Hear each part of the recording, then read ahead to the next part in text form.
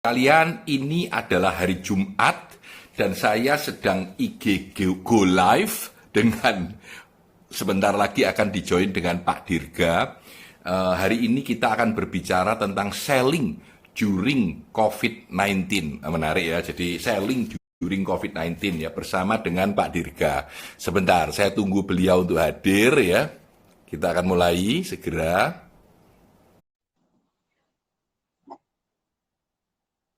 Ini karena hari libur sebenarnya, jadi kita nyantai ya. Kalau biasanya work from home, maka kali ini juga IG Live from home. Pak Dirga, selamat sore. Selamat sore, Pak San. Oke, sip, sip, sip, sip. Ini adalah IG Live hari Jumat bersama dengan Pak Dirga. Dan besok masih ada satu kali lagi, hari Sabtu kita masih ada satu kali lagi. Sesudah itu kita sementara akan break dulu, karena minggu depan banyak seminar ya. Dan mungkin nanti akan dimulai lagi pada kesempatan yang akan datang. Kebetulan hari Selasa kita akan seminar developing work from home skills for manager. Jadi bagi yang tertarik bisa melihat IG saya dan mencoba ikut di sana. Hari ini kita akan bicara selling during COVID-19 ya. Jadi materi yang sangat menarik dan berat ya. Tetapi menurut saya ini adalah materi yang sangat perlu, walaupun hanya 40 menit aja dengan Pak Dirga. Oke, ya, Pak. Kita mulai ya. Jadi acara kita hari ini adalah selling during COVID-19. Saya bersama dengan Pak Dirga Cahya Suwanda. Ini sebenarnya partner saya. Jadi ceritanya di tahun 2012, 8 tahun yang lalu, saya mengajak Pak Dirga berpartner untuk ikut berpartisipasi mendirikan Sandler Training. Jadi saya, Pak Dirga, dan Pak Robert, kita bertiga pergi ke Amerika. Kita pergi ke Amerika ya. Dan di Amerika kita belajar selama 2 minggu. Pada saat pertama kali kita mengambil license untuk Indonesia dari Sandler Training ini. Ya, saya kira itu ya. Saat ini saya ajak beliau untuk bisa sharing sebentar pada saat masa krisis ini ya, Jadi saya kira itu kita paham semua sales sedang kesulitan, tetapi bagaimanapun kita harus tetap semangat, tetap jualan, tetap berusaha. Saya kira itu. Saya persilakan Pak Dirga untuk sedikit sharing tentang dirinya dan tentang Sandler Training Indonesia. Silakan Pak Dirga. Oke, terima kasih Pak Sang. Mudah-mudahan suara saya cukup jelas ya Pak ya. Cukup oke. Oke, baik. Terima kasih. Saya coba sebut teman-teman pendengar mungkin dengan sahabat Sandler aja Pak, biar lebih dekat gitu loh Pak. Jadi selamat sore sahabat Sandler, senang sekali berjumpa dengan Anda pada kesempatan ini, dan terima kasih Pak San untuk mengajak saya ini untuk sharing pada kesempatan hari ini, sore ini, terkait dengan selling ya during COVID-19 gitu ya. Sebenarnya saya lebih sebutnya pingin selling from home gitu loh Pak, karena kan dalam kondisi ini. Oke, selling from home. I agree, selling from home. Jadi dalam kondisi apalagi di Jakarta ini, mudah-mudahan di Surabaya baik-baik aja. Di Jakarta per hari ini kan PSBB diperlakukan Pak. Jadi memang mau nggak mau gitu, MGM mau nggak mau kita harus melakukan penjualan melalui rumah gitu kan Pak ya. Nah, bicara punya Sandler sedikit, Sandler Training, kalau kita bicara sedikit adalah perusahaan training berbasis Amerika. Tadi Bapak sudah sampaikan bicara mengenai kita franchise. Dan terima kasih Pak atas kepercayaannya sejak 2012 kita bekerja sama, luar biasa sekali. Ya sama-sama belajar semuanya Pak. Kita sama-sama belajar semuanya di sini. Terutama saya juga banyak belajar dari Pak San. Sandler sendiri adalah berusaha berbasis Amerika, fokus di area sales training, dan sudah 50 tahun. Jadi luar biasa track recordnya. Dan udah ada di Pak Dirga, maaf, ada komen suaranya kurang keras Pak. Jadi Bapak mungkin agak lebih keras dikit ya. Baik. Jadi kita bicara di sini Sandler itu sudah 50 tahun dan sudah ada di 30 negara dan sudah ada di 250 kantor cabang Pak di seluruh dunia, dan salah satunya di Indonesia, di Jakarta, di Surabaya, dan di Semarang ada ya Pak ya. Nah itu kurang lebih, jadi fokus kita selama ini adalah masuk ke korporasi-korporasi dalam menyediakan pelatihan tentang cara berjualan. Fokus kita ke sana Pak. Itu kurang lebih sedikit banyak tentang Sandler Training Indonesia Pak. Nah, oke Pak, ya. Nah, saya mencoba membagi acara hari ini dengan 4 potong, yaitu pertama keadaan introduction, kita sambil cerita-cerita. Yang kedua kita bicara tentang kesulitan-kesulitan selama selling from home. Dan yang ketiga kita mencoba mencari framework ataupun solusi apa yang bisa dilakukan para sales untuk mengatasi itu. Dan yang keempat, kita harus berpikir tentang motivasi atau mindset selama kita working from home. Saya kira itu ya Pak ya. Jadi introduction tadi saya buat pendek aja ya. Kita paham susah jualan, kita paham zaman berubah, kita paham segala keadaannya menjadi sulit ya. Sekarang kita akan melihat pada apa saja sih kesulitannya. Pada potongan kedua Pak. Jadi apa saja kesulitan pada saat ini, nanti kita akan saling tukar pikiran, keadaan yang ada apa, dan solusi-solusinya apa. Tapi sebelum memikirkan solusi, kita pikirkan dulu kesulitan-kesulitan yang ada. Silakan Pak Dirga. Yang pasti pertama Pak, keadaan saat ini memang segala keterbatasan, kita sharing from home, work from home, dan sebagainya. Sedikit latar belakang sedikit Pak, jadi kita bicara begini, banyak perusahaan loh, saya ngobrol sama teman-teman, beberapa di antaranya, ada perusahaannya memang sudah melayoff, mem-PHK-kan, merumahkan, bahkan tetap bekerja, tapi gaji hanya sekian persen gitu kan ya. Jadi suatu kondisi yang memang cukup prihatin sebenarnya Pak. Nah, artinya apa di sini? Ya banyak orang-orang yang memiliki kondisi yang sangat terbatas untuk mencari penghasilan juga sangat terbatas. Nah, di satu sisi yang lain bahwa banyak juga dalam situasi seperti ini perusahaan atau industri yang justru ibaratnya bisnisnya justru baik Pak, ya bertumbuh gitu kan ya, signifikan gitu loh. Artinya apa? Justru untuk melayani permintaan-permintaan bisnis dia kewalahan gitu, kurang lebih seperti itu Pak. Dia mengatakan bahwa bisnis cukup bertumbuh 30-40% dan sebagainya. Artinya apa di sini? Di satu sisi, yang satu sisi turun ya kayak bejana berhubungan seperti itu loh Pak. Ya, ada supply, ada demand gitu Pak. Jadi tapi lebih banyak yang turun loh Pak, hati-hati ya. Kenapa Pak? Lebih banyak yang turun. Secara keseluruhan banyak yang turun ya. Tapi kita memang betul sih ada yang justru tumbuh, itu saya setuju banget. Jadi contohnya kalau Anda salesman-nya masker nggak usah kerja lagi sekarang. Betul Pak, betul sekali Pak. Udah nggak usah mikir, tinggal jual aja. Tapi kalau Anda jualan kapal pesiar, nangis Pak mau apa gitu ya. Betul Pak. Jadi menurut saya dalam kondisi yang sangat sulit ini kita harus mengkategorikan dulu bisnis kita seperti apa dengan kondisi ini. Realistisnya kita harus tahu. Karena Anda menjual, saya mau tur ke Amerika, lo nggak bisa orang lapangannya udara ditutup gitu ya. Nah ini jadi ada bisnis yang sama sekali tidak bisa diperbaiki karena kondisi yang ada. Sebaliknya ada bisnis yang sangat bagus, tanpa kita jualan pun orang lari, beli, nyariin kita gitu ya. Bapak jualan APD udah nggak usah apa, semua orang sudah berebut kan untuk beli barangnya. Di Amerika jualan tisu aja direbutan Pak. Betul Pak, betul sekali. Bahkan ada perusahaan-perusahaan yang memang dia membutuhkan tenaga penjual lagi untuk mendorong penjualannya supaya lebih bagus Pak. Tadi Bapak sampaikan kalau kita jualan APD, masker, segala, ya kita nggak perlu pakai tenaga sales, pasti permintaan meningkat. Ada juga loh perusahaan-perusahaan yang memang tetap membutuhkan merekrut tenaga penjualan karena supaya memboost penjualannya. Artinya di sini apa? Walaupun dalam situasi prihatin, sales yang seberapa bagus dia sebagai seorang tenaga sales, penjual produknya bagus, tapi perusahaannya tutup, ya mau gimana? Dia nggak bisa apa-apa. Nah, mudah-mudahan dengan ada informasi ternyata ada perusahaan-perusahaan yang lain ternyata masih membutuhkan tenaga penjualan, dia ada terbuka peluang, gua masuk, gua cari ke sana, cari peluang gitu loh Pak. Nah, jadi konteks kita sore hari ini, seperti Bapak bilang kan kita selling from home nih Pak.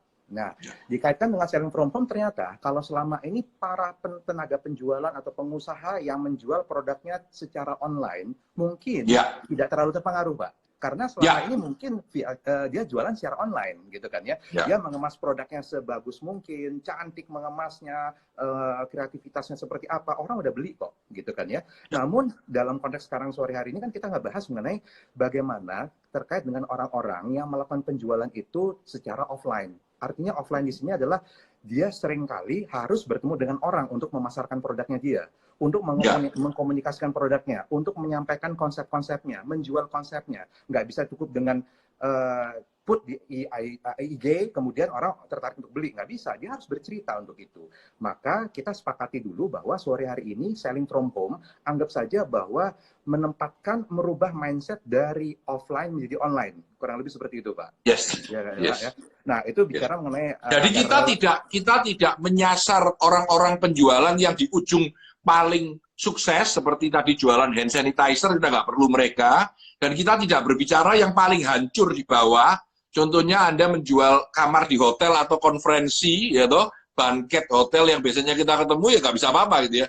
Jadi kita tidak berbicara pada dua ekstrim yang sangat sukses dan tidak perlu kita sentuh, dan kita tidak bicara sama yang paling bawah ya, yang memang tidak bisa diapa-apakan lagi. Anda jualan kapal pesiar, gimana caranya jual? Lupakan aja, tutup pintunya aja, selesai gitu ya. Tapi kita berbicara di antara dua titik ini, yang di tengah ini ya. Mereka yang penjualannya terganggu ya. Tadi pagi saya berbicara dengan istri saya, kita jual gift shop terus gimana ya? Mau jualan nggak ini Lebaran? Ini bertanya, tapi bisa jual gitu ya. Kalau jualan sembako ya sudah jual terus gitu ya. Kebalik jualan training ini berubah. Sekarang mau jualan online gimana? Jadi ini berubah. Jadi ini mungkin kalau ini sudah super sukses, ini super gagal, tidak bisa diapa-apakan, lupakan dua ini. Marilah kita benahi di tengah ini ya.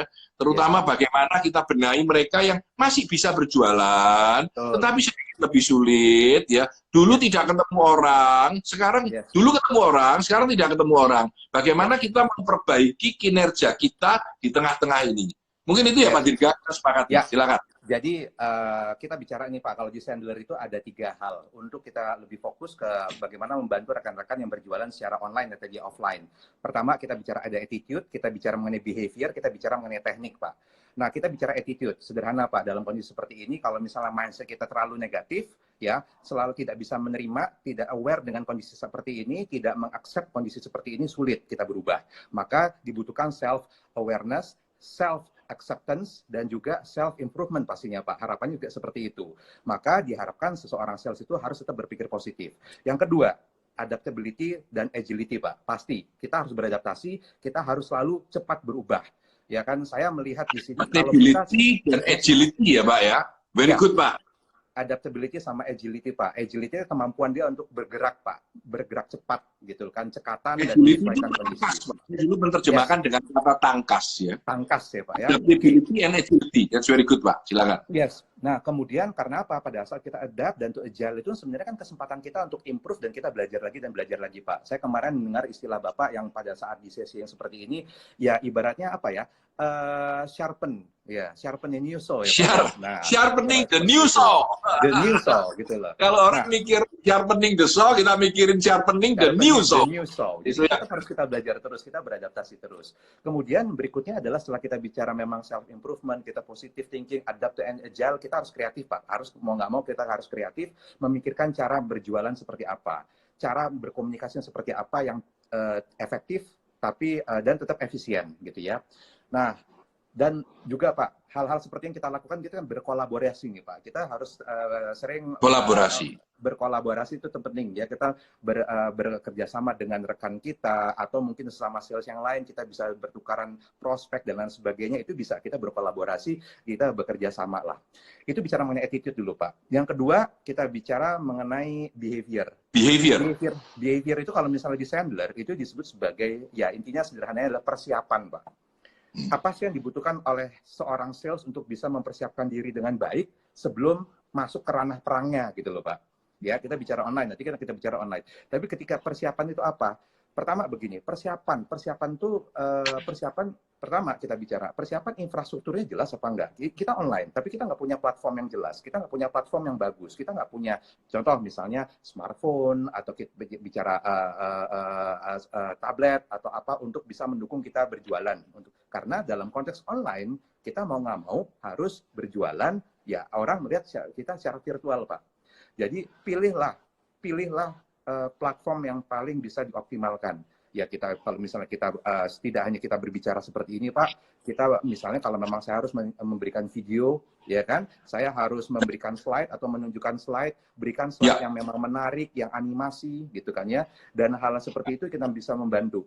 Kemudian kita bicara setelah persiapan itu juga kita mempersiapkan diri juga. Kalau misalnya kita masuk ke korporasi Pak, beda loh pada saat kita jualan ke retail dan korporasi Pak. Ketika kita ke korporasi, intinya adalah begini, kita berharap kita langsung bisa ketemu dengan decision maker-nya.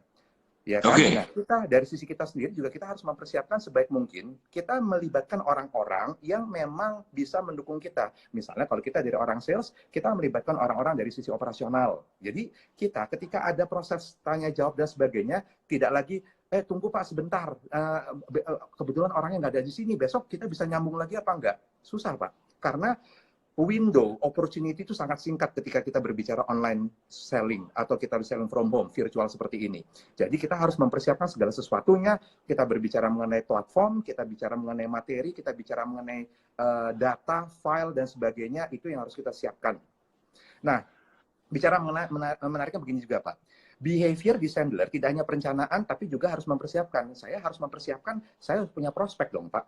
Sebelum saya berinteraksi sama orang, saya harus punya prospek. Saya harus mencari orang sebanyak-banyaknya untuk saya bisa sharing apa yang saya miliki. Nah, menariknya di sini, Pak. Kalau misalnya, kalau kita dulu offline, kita ketemu dengan orang di Jakarta, paling sehari 2-3 orang, Pak. Tapi di situ sisi, Pak, kalau misal kita virtual di sini adalah satu hari bisa kita ketemu mau 10 orang, mau 15 orang juga ayo gitu loh. Ya, dan hanya Jakarta, Jakarta. Iya. Bisa London, bisa London. Bisa, Pak. Jadi global, jadi ibaratnya borderless gitu loh, Pak. Jadi di sini bisa menawarkan di Semarang, di Solo, di Jogja. Yes, itu dia. Jadi peluangnya di situ prospek kita sebenarnya semakin banyak. Gitu kan ya. Jadi ibarat ada istilah namanya begini Pak, mendekatkan yang jauh dan menjauhkan yang dekat Pak ya. Kalau kita jadi hal seperti itu ya artinya kita itu peluang sebenarnya kita tidak terbatasi oleh area, teritori gitu loh Pak. Sebenarnya Pak ya. Ini kesempatan. Jadi ibaratnya kita bisa lebih produktif sebenarnya. Itu adalah persiapan dan behavior yang harus dipersiapkan oleh seorang sales gitu loh Pak. Nah, kemudian lanjut ini Pak, kita bicara teknik. Nah, tadi kan kita bicarakan solusi. Nah, kita bicara attitude-nya seperti apa, behavior-nya seperti apa. Dan yang ketiga kita bicara adalah teknik. Teknik kita bicara itu apa? Teknik adalah skill yang dibutuhkan oleh seorang sales untuk bisa... Sudah berubah sama sekali ya? Iya, harusnya Pak, harus bisa berubah Pak. Nah, contoh misalnya, kalau kita bicara melakukan pendekatan pada saat proses jualan offline apa segala. Contoh, di Sandler itu ada namanya building relationship ya. Tetap kita harus melakukan pendekatan, ya membangun hubungan untuk kepada prospek baru ataupun yang udah lama, walaupun udah kenal, tapi tetap kita harus bangun hubungan gitu loh Pak. Nah, kalau misalnya pada saat kita bicara seperti ini, kita harus dalam kondisi seperti ini bangun hubungan yang kita bisa tunjukkan adalah kita tunjukkan rasa empati kita Pak. Rasa empati terhadap situasi seperti ini karena ketika kita berbicara sama virtual dengan orang lain di sana di seberang sana, kita nggak tahu kondisinya seperti apa. Ya, berempati, kita ingin tahu, kita tanya keadaannya kita seperti apa dan sebagainya. Kalau memang dia udah merasa di oke gitu kan ya, dia fine, then go. Ya, next topiknya seperti apa. Nah, kemudian skill yang dibutuhkan selain kita membangun hubungan dengan cara kita berempati, yang kedua adalah kembali lagi Pak, pembukaan. Kadang-kadang karena seperti saya bilang, window opportunity kita sangat singkat, kita harus memilih kata-kata yang singkat dan tepat Pak, tepat sasaran. Misalnya pada saat kita berbicara, saya sudah mempresentasikan kepada Pak San, sebagaimana pembicaraan kita sebelumnya, Pak, saya hanya butuh waktu kurang lebih sekitar 10-15 menit saja maksimal untuk menindaklanjuti concern yang Bapak kemarin, perusahaan Bapak ada isu kemarinnya Pak ya. Nah, untuk itu saya izinkan saya berbicara sedikit, saya share beberapa informasi, 10-15 menit saja, mudah-mudahan apa yang saya coba share itu bermanfaat buat Bapak. Itu adalah pembukaan yang singkat, contohnya seperti itu Pak. Ya, nah dilanjutkan lagi. Oke Pak. Yes. Oke Pak, saya ambil alih sedikit ya Pak.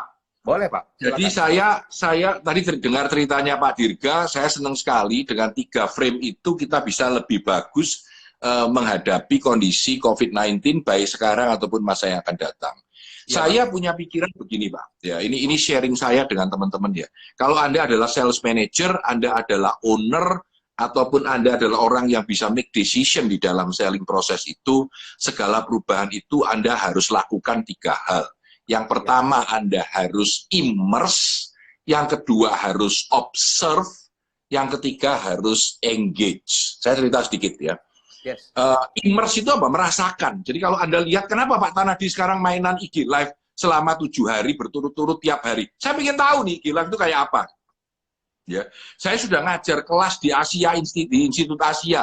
Saya sudah sharing dengan teman-teman. Kenapa? Saya ingin merasakan betul. Sekarang medium saya adalah screen ya. Lalu gimana rasanya screen? Ini immersing.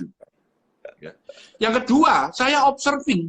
Jadi ada seminar si A, saya ikut. Seminarnya si B, saya ikut. Seminarnya si C, saya ikut. Ada seminarnya yang D, saya ikut. Seminar luar negeri, saya ikut. Saya ingin tahu. Oh, kira-kira kayak gitu. Mengawasi orang. Ya, sesudah immersing masuk, merasakan. Kedua adalah observing. Yang ketiga adalah engaging. Engaging itu berinteraksi. Jadi Ya. kadang-kadang saya, kenapa sekarang kalau Anda lihat saya aktif di IG ya, kenapa saya aktif? Saya sekarang lebih sering meeting daripada dulu. Karena saya Ya. ingin tahu pendapatnya orang. Ya. Ya. Dan dari pengawasan ini, ya, bertanya dengan orang, tukar pikiran, tukar pendapat, lalu dengan kita merasakan dan kita mengawasi, kita mengambil sebuah keputusan untuk pindah. Jadi contohnya seminar.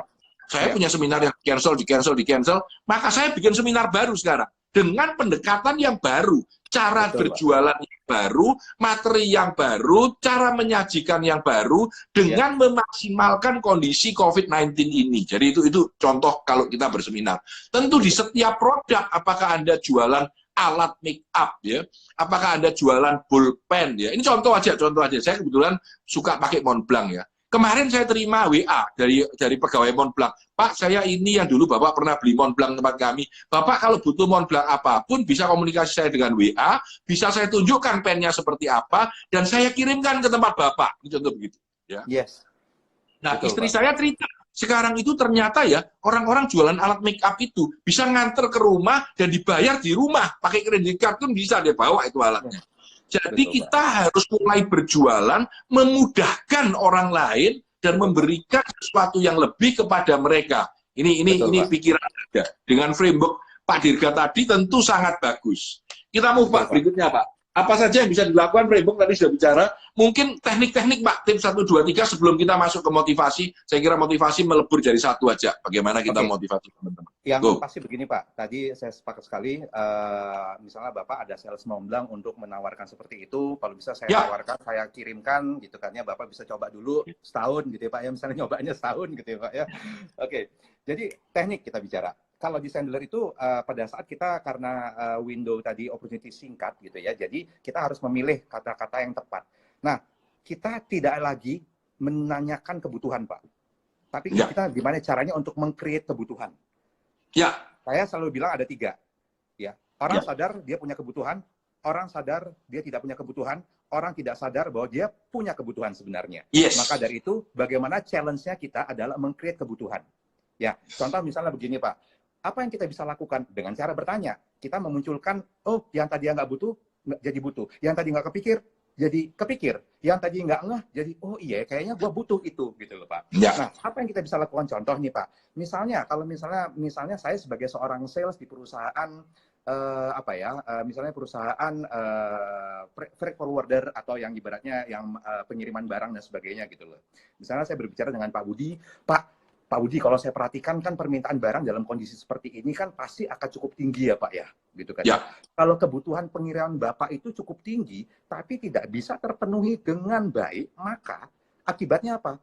Ya, customer Bapak akan kecewa karena barangnya terlambat.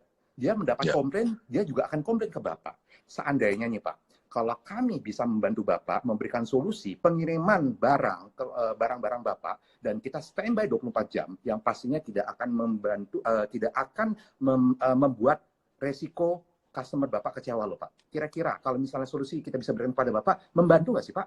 Misalnya kayak gitu.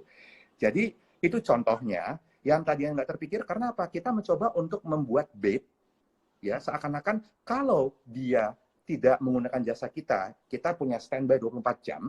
Kalau dia tidak menggunakan itu, maka suatu saat ada resiko pengiriman barang dengan menggunakan jasa pengiriman yang biasa-biasa saja, maka dia akan customer kecewa.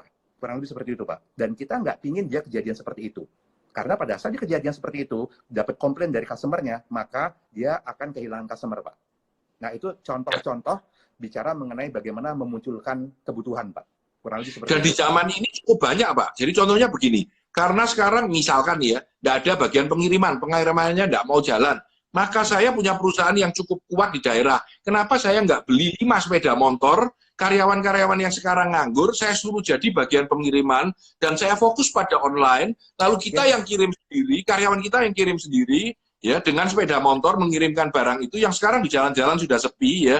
Ya, Yang dulunya orang nunggu dan mungkin di daerah itu mungkin kendaraan pengiriman tidak ada, jasa pengiriman tidak ada.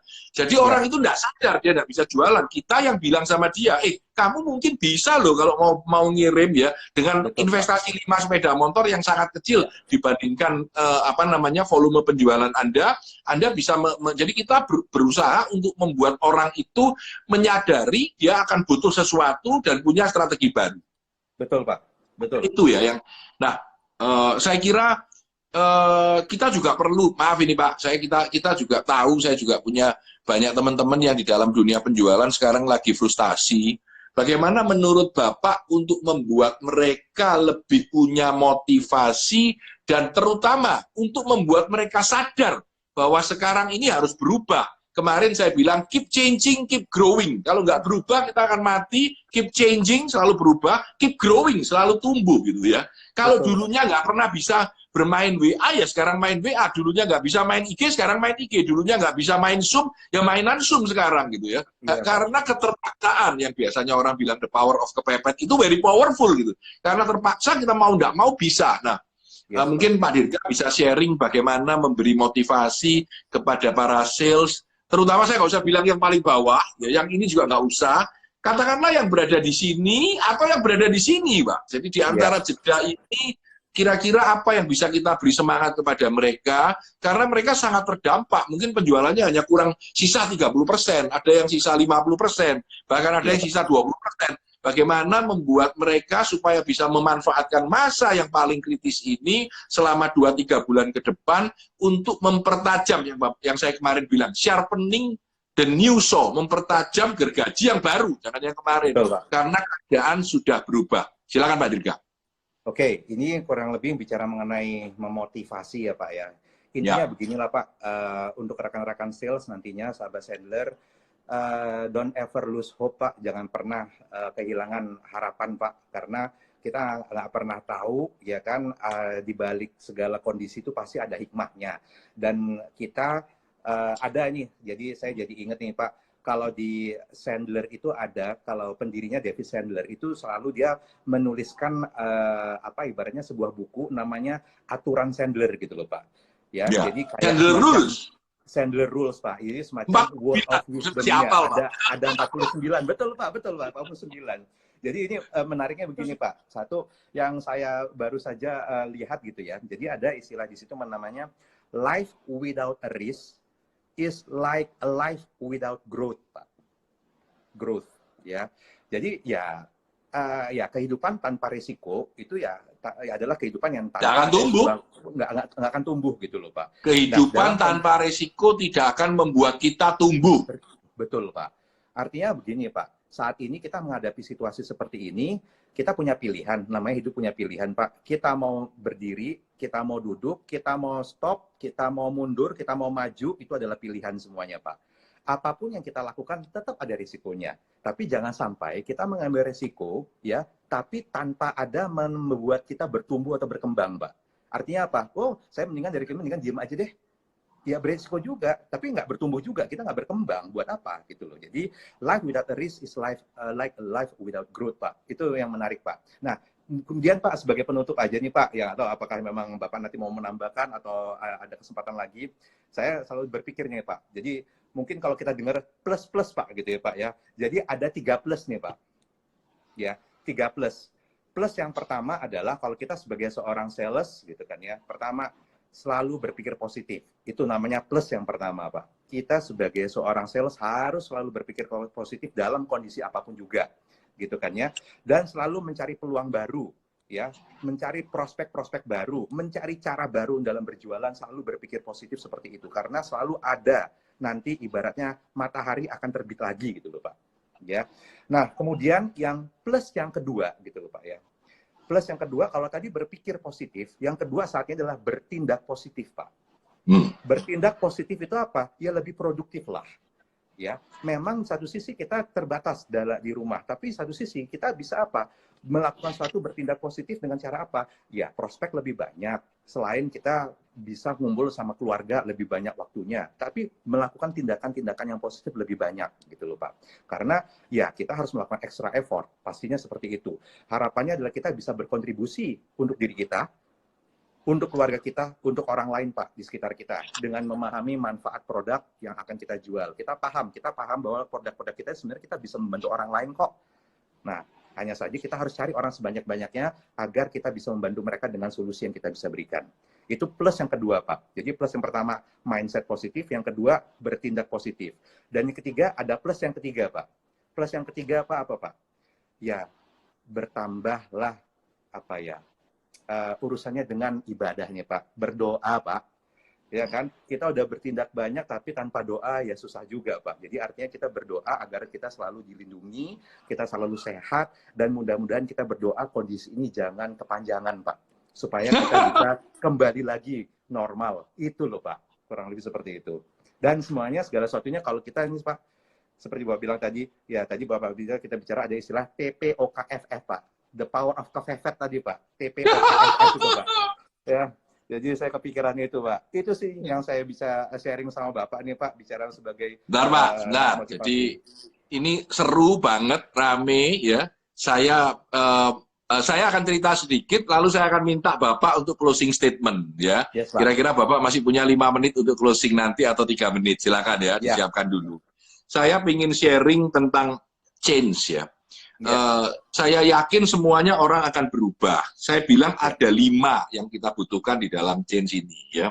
Yang pertama, curiosity, rasa ingin tahu. Ya. Bisa enggak ya? Enggak tahu, coba. Tapi ada keinginan tahu. Saya ini sekarang ini seminggu ini belajarnya luar biasa banyaknya. Saya belajar tentang Zoom, saya belajar tentang IG, saya belajar tentang YouTube, saya lihat. Jadi belajar. Curiosity, rasa keingintahuan yang luar biasa. 1.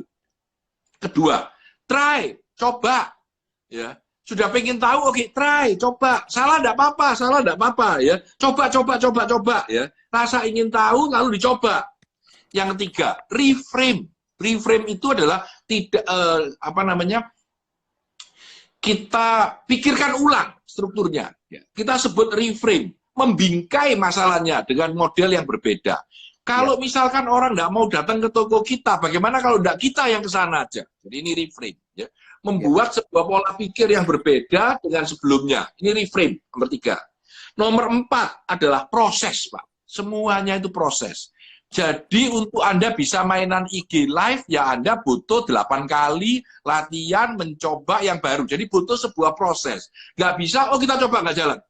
Ya coba dulu, betul-betul lama nggak bisa, baru ganti. Jadi ada sebuah proses yang berjalan, ya. Sadar bahwa semua perubahan itu sebuah proses. Dan yang terakhir, yang menarik, minta tolong, Pak.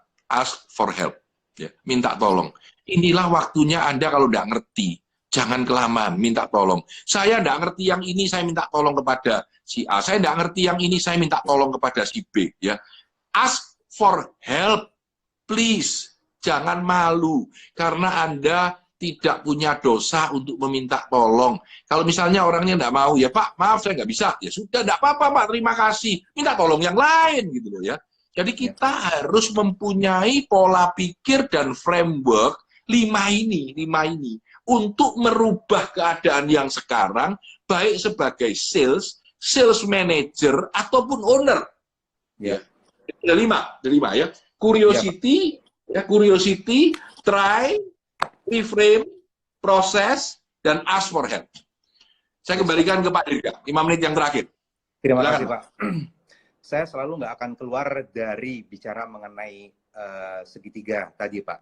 3 hal, attitude, behavior, sama teknik gitu ya Pak ya. Kita nggak akan bisa lepas-lepas namanya dari keterampilan kita. Kita harus berlatih itu. Saya percaya sama Bapak, untuk agar kita terampil, kita butuh proses dan kita butuh berlatih terus gitu ya Pak ya. Kemudian mundur, kita bicara behavior. Kita perlu yang namanya sebuah persiapan yang baik, ya kan? Kemudian mempersiapkan diri, baik diri kita, segala toolsnya dan sebagainya. Tapi ini Pak, di tengah-tengah persiapan yang dibutuhkan adalah kalau kita salesnya sudah siap, kita produknya siap, tapi kita nggak didukung dengan sistem yang mendukung kita untuk bisa berjualan dengan cepat, itu juga masalah Pak. Ya, jadi artinya kita dibutuhkan infrastruktur, baik infrastruktur kita maupun infrastruktur dari perusahaan Pak. Dan yang terakhir adalah attitude Pak. Itu yang paling penting. Dari ketiga, attitude, behavior, teknik adalah attitude, karena attitude drives everything. Attitude itu bisa positif, bisa negatif, fluktuatif Pak, naik turun. apalagi dalam kondisi seperti ini. Maka dari itu, mau nggak mau, tetap kita harus jaga agar state of mind kita dalam kondisi yang selalu positif menghadapi situasi seperti ini. So, don't ever lose hope, itu aja Pak. Itu penutup dari saya mungkin Pak. Nggak tahu mungkin ada yang mau tambahkan lagi. Mungkin dari saya cukup Pak. Oke, saya kira itu saya akan tutup dengan beberapa pemikiran ya. Yes, Pak. Saya sering bicara akhir-akhir ini tentang Anda harus paham apa yang tidak bisa Anda rubah. Anda harus punya keberanian, kemauan, tindakan untuk merubah yang Anda bisa. Dan Anda harus punya kearifan untuk membedakan keduanya. Iya, Pak. Nah, di zaman yang bergeser ini, segalanya berubah. Mau tidak mau Anda berubah. Mau tidak mau Anda berubah. Ya. Mungkin Anda, kalau dalam bahasa, saya selalu bilang ada 3 solusi, ya, ada 3 solusi, ya. Anda harus bisa change, ya. Anda harus bisa rework your business, dan Anda harus bisa berinovasi, ya. Kadang-kadang kita harus pivot. Pivot itu artinya, saya sudah melihat teman-teman yang asalnya jualan handphone, sekarang jualan hand sanitizer. Tidak apa-apa. Betul, Pak. Betul, Pak. Ya. Saya sudah melihat orang-orang yang dulu jualannya baju dan kerudung, sekarang jualannya emas dengan kain warna-warna yang lucu. Itulah dunia kita sekarang. Zaman harus berubah. Volatility atau perubahan itu jadi dampak yang harus dilakukan. Dan kita akan bertahan. Kita akan mampu menjalani semuanya ini. Karena manusia itu adalah kekuatannya adalah adaptasi. Dan tadi di awal Pak Dirga udah bilang ada 2, adaptasi, kemampuan kita beradaptasi, dan kedua agility atau ketangkasan kita bertindak. 2 ini yang akan membawa kita kepada sukses yang akan datang. Amin. Jangan lupa kita punya seminar. Besok iklan, salesman. Besok adalah Go Live, IG Live yang terakhir, ya, dengan Mas Boni. Kita akan berbicara tentang sistem pembelajaran di sebuah perusahaan, ya, besok jam 4.30, ya. Dan hari Selasa kita punya seminar berbayar pertama, mempersiapkannya gila-gilaan, Pak. Ya. Saya, Pak Made, Pak Andi Iskandar, Pak Fatoni, kita berempat yang akan bicara selama 3,5 jam, bayangkan ya. Akan sangat crowded, sangat fokus tentang skill-skill kita. Bagaimana sih komunikasi di zaman baru ini, bagaimana sih melakukan coaching, bagaimana sih meningkatkan produktivitas, bagaimana sih strategi-strategi yang baik, apa yang akan terjadi in the next normal. Keren materinya. Pertama kali kita bawakan untuk seminar berbayar Rp200.000 hari Selasa 8.30. Kontak kami bila ada yang tertarik atau secara bersama-sama dengan beberapa teman-teman di perusahaannya untuk ikut seminar kami, Work from Home Skills for Manager. Sekali lagi terima kasih terima kasih Pak Dirga. Mau bicara silakan untuk penutup. Saya mau ikut seminar Bapak. Oh iya. Nggak mau ikut malah nggak boleh, harus ikut. Saya kira itu teman-teman sekalian. Terima kasih, ya. Selamat hari Jumat Agung. Semoga kita semua penuh berkah